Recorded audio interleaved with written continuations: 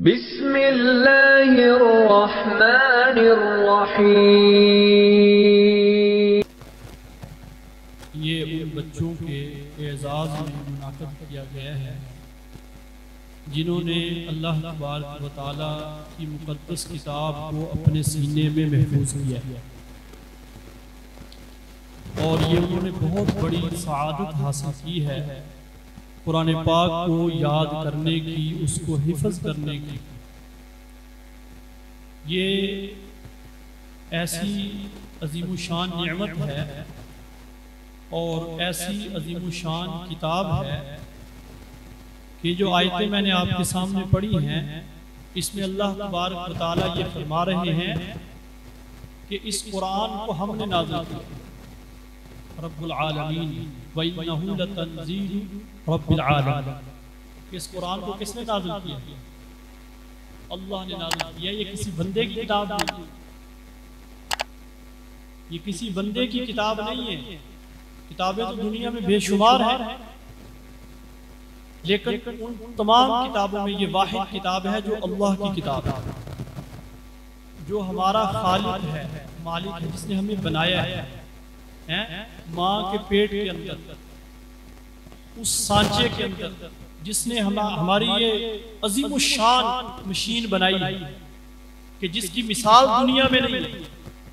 ये दुनिया के अंदर आपको जितनी इस वक्त टेक्नोलॉजी के करिश्मे नजर आ रहे हैं, ये इसी हजरत इंसान ने तो बनाए हैं और इसको अल्लाह ने बनाया। पता नहीं अल्लाह ने इसके अंदर क्या क्या सलाहियत इसके अंदर रख दी है। तो वो हमारा खालिक और मालिक है, वो कह रहा है कि ये जो किताब है, कुरान मजीद है, इसको हमने नाज़िल किया है। किसने नाज़िल किया है? अल्लाह ताला ने। ये किसकी किताब है भाई? ये अल्लाह की किताब है। और कैसे नाज़िल किया है? फरमाया नज़ल बिरूहुल अमीन। इसको हमने फरिश्तों का जो सरदार है जिब्रील अलैहिस्सलातु वस्सलाम, उसके जरिए से, उसके वास्ते से हमने इसको नाज़िल किया है। और रूहुल अमीन का तज़किरा भी इसलिए कर दिया कि अल्लाह ने किताब नाज़िल की है और लेकर आने वाला इसको जिब्रील अमीन है, और वो बड़ा ताकतवर फरिश्ता है, बड़ा अमानतदार फरिश्ता है। उसने भी कोई खयानत नहीं की और उससे कोई इसको छीन नहीं सकता, इसके अंदर कोई रद्दो बदल नहीं कर सकता, क्योंकि वो बड़ा ताकतवर फरिश्ता है। उसकी बहुत अल्लाह ने उसको क़ुव्वत अता फरमाई है। हज़रत लूत अलैहिस्सलातु वस्सलाम की कौम जब बदफेली के अंदर हद से बढ़ गई, तो अल्लाह ने उनको अजाब देने के लिए जिब्रील अलैहिस्सलातु वस्सलाम को भेजा। तो वो 4 शहरों में आबाद थी वो कौम। तो हज़रत जिब्रील अलैहिस्सलातु वस्सलाम अल्लाह के ऐसे ताकतवर फरिश्ते हैं कि उन्होंने अपना पर जो है वो जमीन के अंदर गाड़ा, नीचे ले गए, नीचे ले जाकर 4 शहरों को अपने हाथ पर, हथेली पर उठाया। उन 4 शहरों को अपनी हथेली पर उठा लिया कि अगर किसी बर्तन में पानी था ना, तो वो पानी भी नहीं गिरा। इस कदर कुव्वत कि उसको हरकत नहीं हो रही, हाथ कांप नहीं रहा। तो 4 बस्तियों को आसमान के करीब ले जाकर उनको पलट, ऐसा ताकतवर फरिश्ता है हज़रत जिब्रील अलैहिस्सलातु वस्सलाम है। बाद रवायात में लिखा है कि जब यूसुफ अलैहिस्सलाम के भाइयों ने हज़रत यूसुफ अलैहिस्सलाम को कुएं में डाला, तो अल्लाह ने हुक्म दिया कि यूसुफ नीचे ना गिरे। तो उनकी परवाज़ की रफ्तार इतनी है कि उनको नीचे गिरने से पहले उन्होंने संभाला। ऐसा ताकतवर, ऐसा अमानतदार फरिश्ता जो है इस किताब को लेकर आया है। और किस पर अल्लाह ने नाज़िल की है? फरमाया अला क़ल्बिक, आप सल्लल्लाहु अलैहि वसल्लम के क़ल्ब अतहर पर। खुद अल्लाह ने आप सल्लल्लाहु अलैहि वसल्लम के सीना अतहर में इसको महफूज किया है।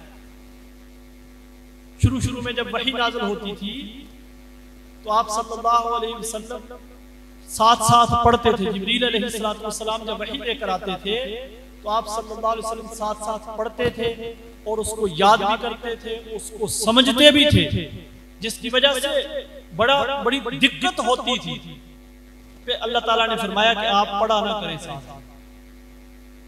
आप सिर्फ सुनकर समझा करें। इसको आपके सीने के अंदर महफूज करने की हमारी जिम्मेदारी। ला तुहर्रिक बिही लिसानक लितअजल बिही, आप अपनी जुबान को हरकत ना दिया करें, बस आप सुन के समझा करें। इसको आपके सीने के अंदर महफूज करने की हमारी जिम्मेदारी। अब ये अल्लाह ने जिम्मेदारी उठाई, तो अल्लाह की किताब है और इसको लेकर आने वाले रूहुल अमीन है, और जिस क़ल्बे अतहर पर नाज़िल हुई है वो इमामुल अंबिया अलैहिस्सलातु वस्सलाम का क़ल्ब मुबारक है, दिल मुबारक है, सीना मुबारक है, जिसके अंदर अल्लाह ने इसको नाज़िल किया। सुभान अल्लाह, क्या इसकी शान है, क्या इसकी शान है कि इसके सबसे पहले हाफिज वो कौन है? आप सल्लल्लाहु अलैहि वसल्लम। इस किताब का सबसे पहले हाफिज कौन है?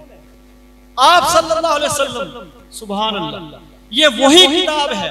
आज इन बच्चों ने जो किताब हिफ्ज़ की है ना, जो कुरान हिफ्ज़ किया है, ये 100% वही कुरान है जिसको अल्लाह ताला ने जिब्रील अलैहिस्सलातु वस्सलाम के वास्ते से आप सल्लल्लाहु अलैहि वसल्लम के क़ल्बे अतहर पर नाज़िल किया था, और आप सल्लल्लाहु अलैहि वसल्लम ने सबसे पहले इस किताबुल्लाह को अपने सीने के अंदर महफूज किया था। 100% ये वही किताब है, ये वही कुरान है। आज इन बच्चों ने भी अपने सीने में महफूज कर दिया, वही कुरान है। देखिए आजकल सोशल मीडिया का जमाना है, मुख्तलिफ कुर्रा इकराम की तिलावतें सोशल मीडिया पर आती रहती है आपके मोबाइलों में आती है ना। कोई कारी अफ्रीका का है, कोई कारी मिस्र का है, कोई कारी यूरोप का है, कोई कारी हिंदुस्तान का है, कोई कारी श्रीलंका का है। इन सब की तिलावतें सुने, पाकिस्तान के कुर्रा की तिलावतें सुने, हिंदुस्तान के कुर्रा की तिलावतें सुने, और फिर हरमैन शरीफैन के जो अइम्मा है आप उनका कुरान सुने। कहीं एक लफ्ज का आपको फर्क नहीं, एक लफ्ज का फर्क नहीं। वही कुरान जो मक्का मुकरमा में नाज़िल हुआ था, वही कुरान जो मदीना तैयबा में नाज़िल हुआ था, वही कुरान जो मक्का मुकरमा में पढ़ा जा रहा है, जो मदीना मुनव्वरा में पढ़ा जा रहा है, वो अहले लिसान है, अरब है। कुरान उनकी लुगत में, उनकी जुबान में नाज़िल हुआ है। लेकिन हमारे ये अजमी बच्चे, ये अजमी है, ये अरबी नहीं है, इनकी लुगत में इनकी जुबान पंजाबी है, इनकी जुबान जो है वो पश्तो है, इनकी जुबान सराइकी है, मुख्तलिफ ज़बानों वाले हैं। लेकिन वही अरबी कुरान जो वो पढ़ते हैं, वही अरबी कुरान इन बच्चों ने भी अपने सीने में महफूज कर।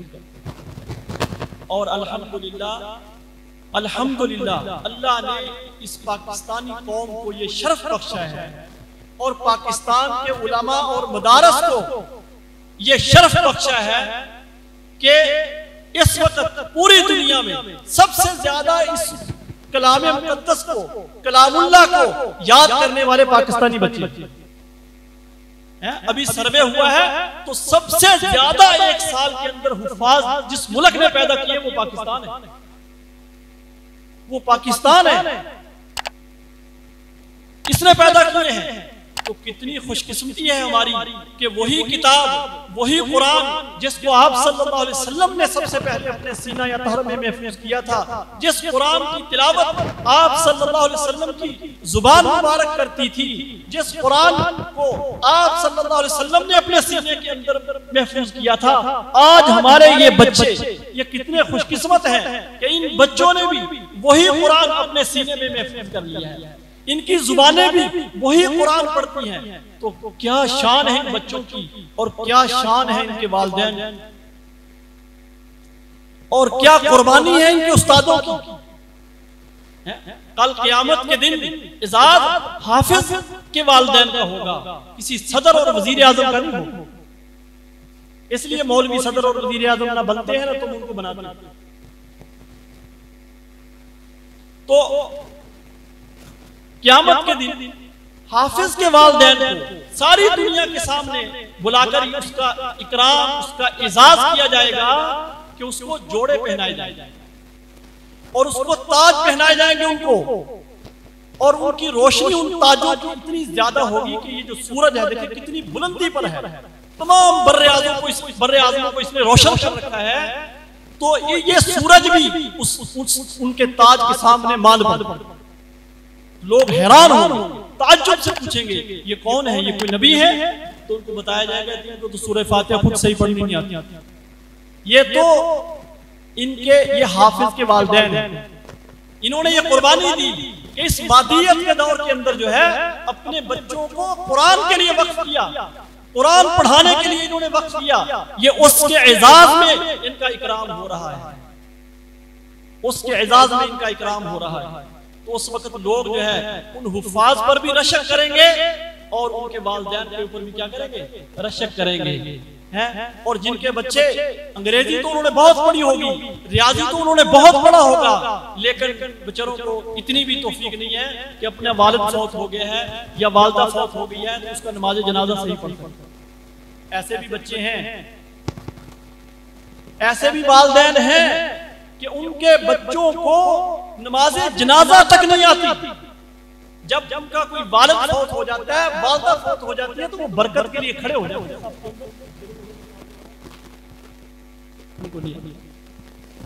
हैं, और एक वो बच्चे हज़रत शेखुल हदीस मौलाना ज़करिया साहब रहमतुल्लाह अलैह ने फ़ज़ाइल सदक़ात में एक वाक़या लिखा है, आप हज़रात की बरकत से भी ज़हन में आ गया।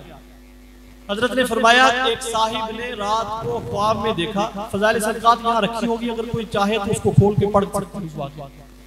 रात को उसने ख्वाब देखा और उस ख्वाब के अंदर उसने ये देखा कि कब्रिस्तान है बहुत बड़ा, सारी कब्रें खुल गई, सारी कब्रें खुल गई, तो कब्रों से मुर्दे बाहर आ गए और वो कुछ चीजें इकट्ठी कर रहे हैं, ऐसे कुछ चीज जैसे चुगते हैं ना, कुछ चीज चुगते हैं ऐसे चुग रहे हैं सारे। लेकिन एक साहिब जो है वो टांग पे टांग रख के बैठा हुआ है, वो कुछ नहीं चुग रहा। वो कहता है मैं उसके पास चला गया ख्वाब में, मैंने जाकर उससे पूछा कि ये मुर्दे जो है ये क्या कर रहे हैं? तो उसने कहा ये जो इनके किसी दोस्त अहबाब ने, रिश्तेदार ने, बहन भाई ने कोई थोड़ा बहुत सवाब, कोई दुआ, कोई सदका, कोई खैरात वो भेजा, वो इकट्ठा कर। उसने कहा आप क्यों नहीं कर रहे? उसने कहा मुझे इसकी जरूरत नहीं। कहा मेरा एक बेटा है जो कुरान पाक का हाफिज है, तो वो रोजाना एक कुरान पढ़कर मुझे बख्शता है, रोजाना एक कुरान पढ़कर मुझे बख्शता है, दादा मुझे इस परचून की जरूरत नहीं, मुझे थोक के हिसाब से। एक ये बच्चा है जो रोजाना पूरा कुरान पढ़कर अपने वालिदैन को बख्श रहा है, और एक वो बच्चा है कि जिसको वालिद के नमाज जनाजा भी नहीं आती। तो वो साहब कहते हैं मैंने उससे पूछा कि उनसे पूछा आपके बेटे का क्या नाम है? उन्हें नाम भी बताया और ये भी बताया कि फलां बाजार के अंदर उसकी हलवाई की दुकान करता है हलवाई। कहते मेरी आंख खुल गई, मैं बड़ा हैरान हुआ। तो सुबह मैं उस बाजार के अंदर गया जो उसने बताया था, वो मैंने दुकान तलाश की, तो मैंने एक नौजवान को देखा कि वो काम भी कर रहा है लेकिन उसके होंठ भी हरकत कर रहे हैं। तो मैंने उससे पूछा आपका नाम क्या है? तो उसने वही नाम बताया जो ख्वाब में उस बंदे ने मुझे नाम बताया। तो मैंने कहा तुम ये क्या कर रहे हो? उसने कहा मैं कुरान पाक की तिलावत कर रहा हूं और मैं हर रोज एक कुरान पाक पढ़कर अपने वालिद को बख्शता हूं। वो साहिब बड़े हैरान भी हुए, बड़े खुश भी हुए। वो कहते हैं कुछ दिनों के बाद मैंने दोबारा ख्वाब देखा और वही मंजर, कब्रें खुल गई, मुर्दे कब्रों से बाहर आ गए और वो कोई चीज इकट्ठी कर रहे हैं। लेकिन मैंने देखा कि वो जो बंदा पहले टांग पे टांग रख के बैठा हुआ था आराम से, अब वो भी उनके साथ इकट्ठा कर। मैं बड़ा हैरान हूं। कहते मेरी जब आंख खुली, अगले दिन सुबह मैं दोबारा उस बाजार के अंदर गया तो उस बाजार में उस दुकान के ऊपर ऐसे क्रॉस का निशान लगा हुआ था जो उस जमाने में जो बंदा फौत हो जाता था उसके ऊपर वो निशान लगाते थे। तो मैंने लोगों से पूछा तो उन्होंने कहा उस नौजवान का इंतकाल हो गया। तो वो जो सवाब उसको आ रहा था रोजाना कुरान पढ़ने का, अब वो रुक गया। हमारे बुजुर्गों ने, हज़रत शेखुल हदीस साहब ने तो इतना ही लिखा है वाक़या, फ़ज़ाइल इतना ही वाक़या लिखा है। लेकिन हमारे बुजुर्ग एक फरमा रहे थे कि उसका सवाब क्यों रुक गया? इसलिए कि वो खुद तो कुरान का हाफिज था, कुरान पढ़ के सवाब बख्शता था, लेकिन उसने आगे किसी को नहीं पढ़ाया, वो हलवाई की दुकान करने लग गया। लेकिन अगर वो इस तरह करता कि वो भी 2-4 को हाफिज बना देता और फिर वो आगे 2-4 को हाफिज बना देते तो फिर ये सवाब मुनक़ते ना होता, फिर ये मुस्तकिल मिलता रहता। आप देखो कि एक वो बच्चा जो रोजाना कुरान पढ़कर अपने वालिदैन को सवाब बख्शे, और एक वो बच्चा है कि जिसको नमाज जनाजा भी, अगरचे आपने उसको सदर बना दिया है, आपने उसको वजीर आजम बना दिया है, आपने उसको बड़ा ताजर बना दिया है, बड़ा मालदार आपने उसको बना दिया है, लेकिन उसकी कैफियत ये है कि उसको नमाज जनाजा भी। तो हमारे हज़रत सूफी सरवर साहब रहमतुल्लाह अलैह फरमाया करते थे कि जो लोग अपने बच्चों को कुरान की तालीम से, दीन की तालीम से महरूम रख देते हैं, वो फरमाते थे ये इतना बड़ा गुनाह है, इतना बड़ा गुनाह है कि ज़माना जाहिलियत में जो लोग अपनी औलादों को जिंदा दफन कर देते थे, तो ये इनका गुनाह अपनी औलादों को बेदीन रखने का उससे भी बड़ा है कि वो तो मासूम होते थे, जिंदा दफन कर दिए, खत्म हो गए, अब उनको अजाब नहीं होगा। लेकिन ये जो जिन बच्चों को माँ बाप ने दीन की तालीम से महरूम रख दिया है, कुरान की तालीम से महरूम रख दिया है, उनको नमाज से महरूम रख दिया है, बेदीन बनाकर छोड़ गए हैं, तो इस बेदीनी का वबाल इनको इस जिंदगी में भी होगा और मरने के बाद भी होगा। इतना बड़ा ये जुर्म है। तो भाई ये बहुत बड़ी सादत है इन बच्चों की, और ये इस इदारे की बहुत बड़ी खिदमत है। उसको मुबारक हो, बच्चों को भी मुबारक हो, बच्चों के वालिदैन को भी मुबारक हो, और बच्चों के उस्ताद को भी मुबारक हो। देखिए, अगर आपको ये मालूम हो, बेटा तो अगर आपको ये मालूम हो कि किसी बंदे ने कपड़े पर या कागज पर कुरान लिखा है, लिखते हैं ना कागज पर कुरान, हमारे नसीर शाह साहब रहमतुल्लाह अलैह के वालिद साहब ने 18 कुरान पाक लिखे अपने हाथ से। कितने लिखे? 18 कुरान पाक, लेकिन उन्होंने कागज पे लिखे। ऐसे वाकयात नहीं है कि कपड़े पे भी लोगों ने कुरान लिखे। सरगोदा के अंदर अभी कुछ अर्सा पहले एक साहिब ने लकड़ी पर पूरा कुरान पाक लिखा, अपने हाथ से लकड़ी पर, और कपड़े पर एक खातून ने लिखा है, वो भी हमारी पाकिस्तानी है, उसने कपड़े के ऊपर जो है पूरा कुरान पाक लिखा है। हमें यह पता चल जाए इस बंदे ने 18 कुरान लिखे हैं, इसने कपड़े पर पूरा कुरान लिखा है, इसने लकड़ी पर पूरा कुरान लिखा है, तो हम उस बंदे की ज़ियारत करेंगे, उसके हाथ छूएंगे, कमाल कर। लेकिन इस उस्ताद का कमाल तो देखो, जिसने बच्चों के सीनों में कुरान लिख दिया। कागज पर भी कुरान लिखना ठीक है, लकड़ी पर भी लिखना ठीक है, कपड़े पर भी, लेकिन ये कमाल तो देखो ना, आपको तो पता भी नहीं कि कब ये हाफिज बन गए, और उस्ताद ने किस तरीके से इनके साथ मेहनत की है, किस तरह उसने इनके नखरे बर्दाश्त किए हैं, किस तरह इनकी घर के अंदर 2 बच्चे हमसे जो है ना कंट्रोल होते, लेकिन यहाँ एक एक क्लास में 20-20, 25-25, 30-30 बच्चे हैं, और एक उस्ताद है जिसको हम महीने के बाद 20-25 हजार रुपया तनख्वाह देते हैं।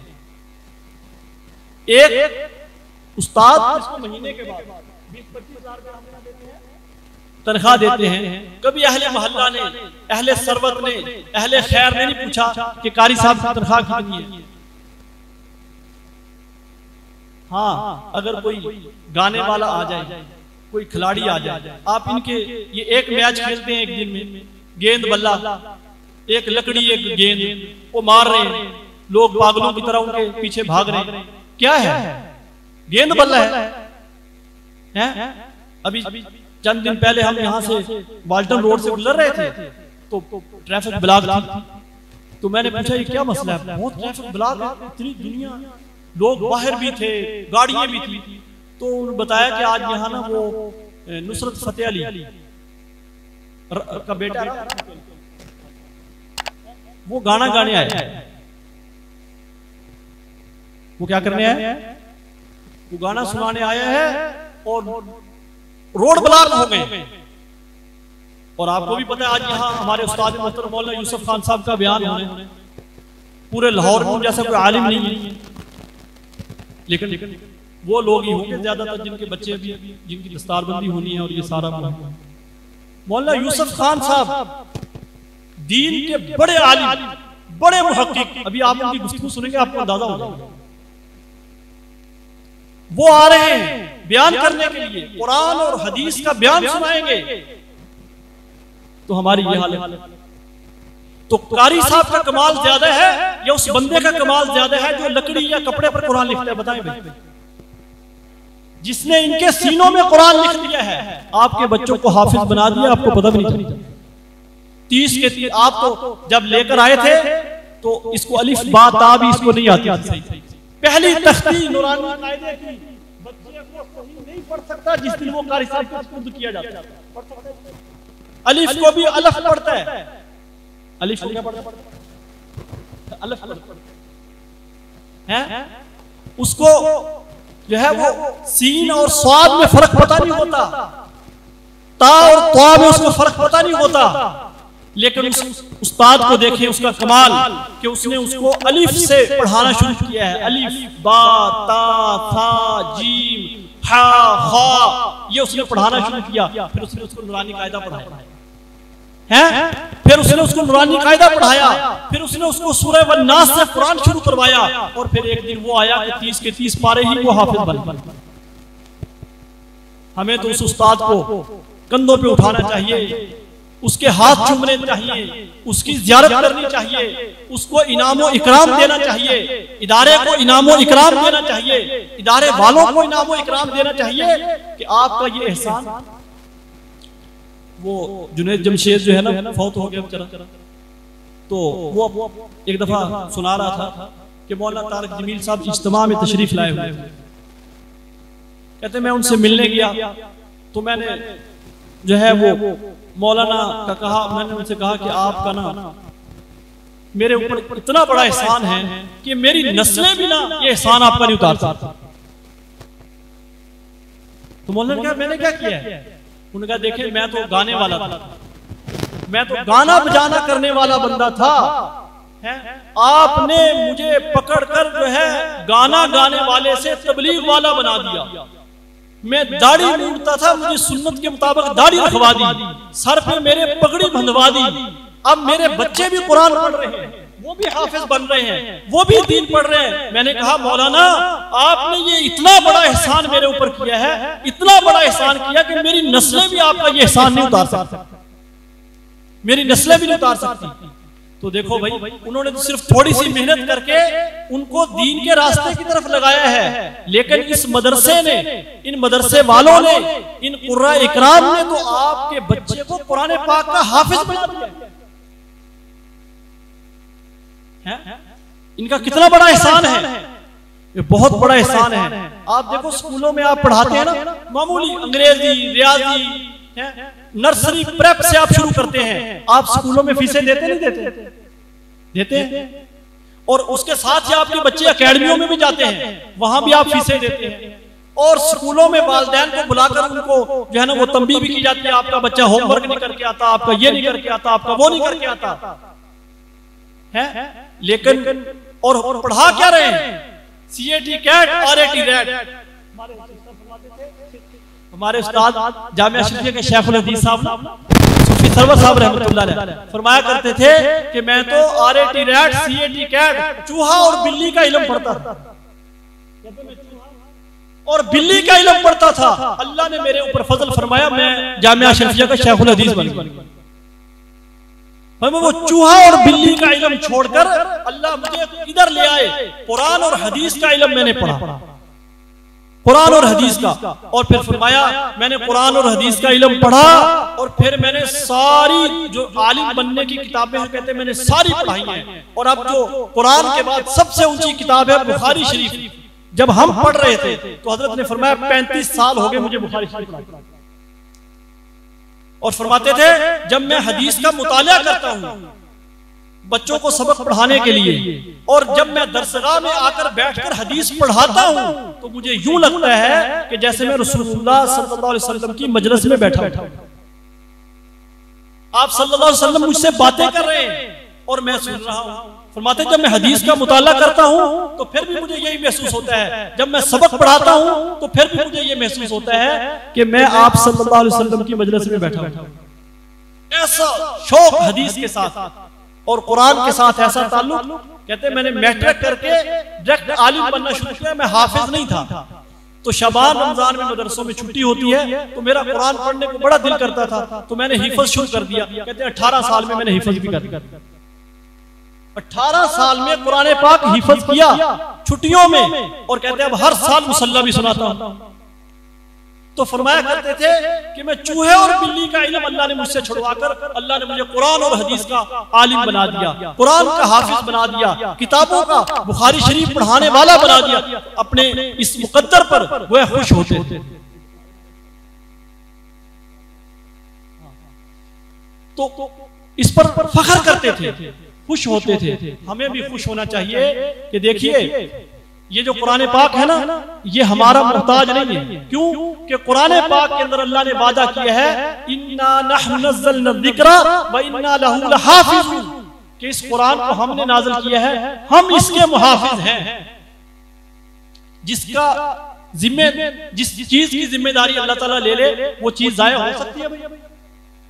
अब इस कुरान की हिफाजत का जिम्मा अल्लाह ने लिया है, लेकिन उसका अल्लाह ताला ने तरीकाकार क्या बनाया है कि मुसलमान इस मादियत के दौर में भी, ये जबरदस्त मादियत का दौर है, ये मोबाइल का दौर है, लेकिन इसके बावजूद मुसलमान वालिदैन के दिलों में इस बात का अब भी शौक है, अब भी मोहब्बत है। कहते हैं हमारा बच्चा हाफिज है।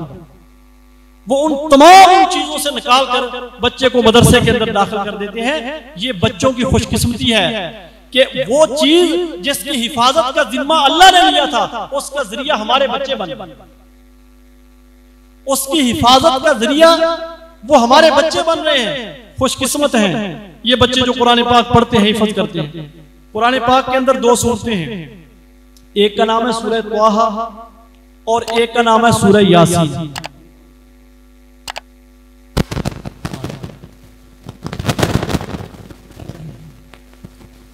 एक का नाम है सूरह त्वाहा और एक का नाम है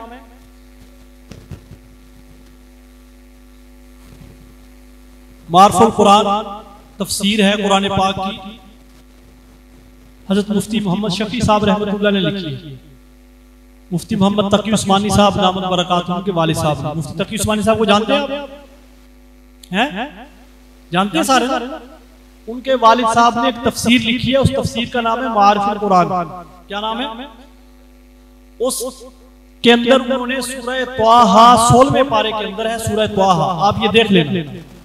उस सूरह त्वाहा के शुरू में उन्होंने लिखा है कि अल्लाह तबारक व तआला ने सूरह त्वाहा और सूरह यासीन, ये 2 सूरतें आसमान और जमीन को पैदा करने से 2000 साल पहले फरिश्तों को सुनाई थी पढ़कर। कितने साल पहले? 2000 साल पहले। आसमान और जमीन को बनाने से भी 2000 साल पहले अल्लाह ने खुद फरिश्तों को ये दोनों सूरतें पढ़कर सुनाई थी। तो फरिश्ते अश अश कर उठे, उन्होंने कहा अल्लाह कितनी मुबारक है वो उम्मत जिसको ये सूरतें मिलेंगी। और आज उम्मत को ये भी नहीं पता कि कुरान में ये 2 सूरतें, उम्मत का ये हाल है। उन्होंने फरमाया कि बड़ी मुबारक है वो उम्मत जिस उम्मत को ये दोनों सूरतें मिलेंगी, और ये हमें मिल गई। ये वो उम्मत है कि अंबिया भी तमन्ना करते थे कि इस उम्मत में हम पैदा हों। हज़रत ईसा अलैहिस्सलाम की अल्लाह ने दुआ कबूल कर ली, वो आएंगे इस उम्मत में, आएंगे ना भाई, ये हमारा अकीदा है। अल्लाह ने उनको जिंदा आसमानों पर उठाया है, क़यामत से पहले वो आएंगे उम्मती बनकर। तो उन्होंने फरमाया खुशकिस्मत है वो उम्मत जिसको अल्लाह तबारक व तआला ये सूरतें इनायत फरमाएगा। खुशकिस्मत है वो सीने जो इन सूरतों को अपने अंदर महफूज करेंगे। खुशकिस्मत है वो जुबानें जो इन सूरतों की तिलावत करेंगे। ये रवायत सूरह त्वाहा के शुरू में मारफुल कुरान के अंदर आप पढ़ सकते हैं, देख सकते हैं। तो कितनी खुशकिस्मती है कि हमारे बच्चे अल्हम्दुलिल्लाह इन सूरतों के हाफिज बन गए हैं। अल्लाह ताला इनको इस कुरान को याद रखने की तौफीक अता फरमाए। देखिए थानवी रहमान ने लिखा है आखिरी बात, इस कुरान पाक के 3 हक हैं हर मर्द औरत पर, हर मर्द। एक, इसको सही पढ़ना तजवीद के साथ। कुरान अरबी में नाज़िल हुआ है, इसके अंदर इसको सही पढ़ना है। काफ और काफ में फर्क करके पढ़ना है, ता और ता में फर्क करके पढ़ना, यानी इसको सही पढ़ना, पहला हक। दूसरा हक इसको समझना, और तीसरा हक इस पर अमल करना। ये 3 हाथ लिखा है कि हर मुसलमान के जिम्मे है कुरान को सही पढ़ना, उसको समझना और उस पर अमल करना। और इन तीनों बातों पर सहाबा इकराम ने अमल किया था। वो उस जमाने के सहाबा इकराम थे आप सल्लल्लाहु अलैहि वसल्लम की बेअसत से पहले, जिसको कहा जाता था ये जमाना जाहिलियत है। लेकिन जब उन्होंने नबी पाक सल्लल्लाहु अलैहि वसल्लम के वास्ते से उनको कुरान मिला, उन्होंने कुरान सीखा, उन्होंने कुरान पढ़ा, समझा, उस पर अमल किया। एक वो वक्त था कि वो जाहिल कहलाते थे, वो फक्र फाका के अंदर मुब्तला थे, उनके पांव में जूता नहीं होता था। फिर अल्लाह ने उनको इस कुरान की बरकत से ये इनाम दिया कि अल्लाह ने पूरी दुनिया की उनको हुकूमत दी, अल्लाह ताला ने उनको इज्जत दी और अल्लाह ताला ने उनके सहनों के अंदर सोने और चांदी के ढेर लगा दिए। कुरान पर अमल करने के ये 3 फायदे सहाबा को हुए।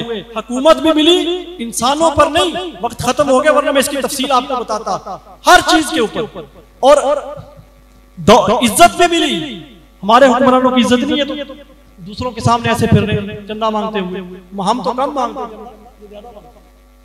सही बात है, हम मौलवी हजरात जो ना कहते चंदा मांगते, हम तो कुछ भी नहीं मांगते, ये ज्यादा हमसे चंदा मांगते हैं और इनको ढंग भी ज्यादा आता है मांगने का।